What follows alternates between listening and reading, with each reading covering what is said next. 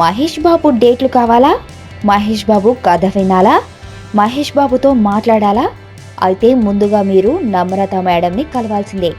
ఆవిడ పర్మిషన్ తీసుకోవాల్సిందే. ప్రస్తుతం టాలీవుడ్లో వినిపిస్తున్న మాట ఇదే. మహేష్ పై నమ్రత ప్రాబల్యం ఎంత ఉందో చెప్పడానికి ఇదే నిదర్శనం. ఆఖరికి మహేష్ నిర్మాతల్ని కూడా నమ్రత తన చెప్పు చేతుల్లో ఉంచుకుంటుందట. సెట్లో నమ్రత హవా చూసి దర్శక నిర్మాతలు సైతం అవాక్కవుతున్నారని, నమ్రతకు ఎదురు చెప్పలేక, నమ్రత డిమాండ్లు తట్టుకోలేక అడకత్తెరలో పోకచెక్కగా మిగిలిపోయారని టాక్. మహేష్ సినిమా విడుదల ఎప్పుడు, ఆడియో ఫంక్షన్ ఎక్కడ చేయాలి, ఎవరెవరిని పిలవాలి అనే విషయాల్లో కూడా నమ్రత జోక్యం చేసుకోవడంతో దర్శక నిర్మాతల పరిస్థితి కక్కలేక మింగలేక అన్నట్లు తయారైందని గుసగుసలు వినిపిస్తున్నాయి.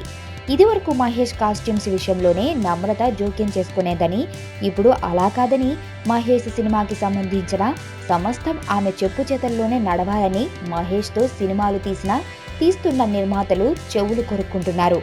బ్రహ్మోత్సవం విషయంలోనూ అదే సీన్ రిపీట్ అవుతుందట. ఆడియో ఫంక్షన్ని శిల్పకళా వేదిక నుంచి జేఆర్సీకి మార్చడం వెనుక కూడా నమ్రత సూచనలు ఉన్నాయని టాక్. ఇవన్నీ తెలిసి కూడా మహేష్ కామ్గా ఉంటున్నాడట. అలాగైతే సూపర్ స్టార్ పరిస్థితి ఏమిటో అన్న సందేహాలు వ్యక్తమవుతున్నాయి.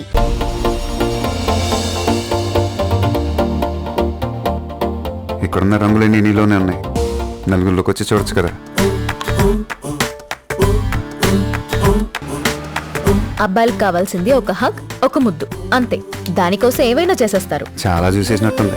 దూరం నుంచి చూడడం కంటే దగ్గర నుంచి చూడడం ఇంకా బాగుంటుందని వచ్చేసా. బాగున్నావు.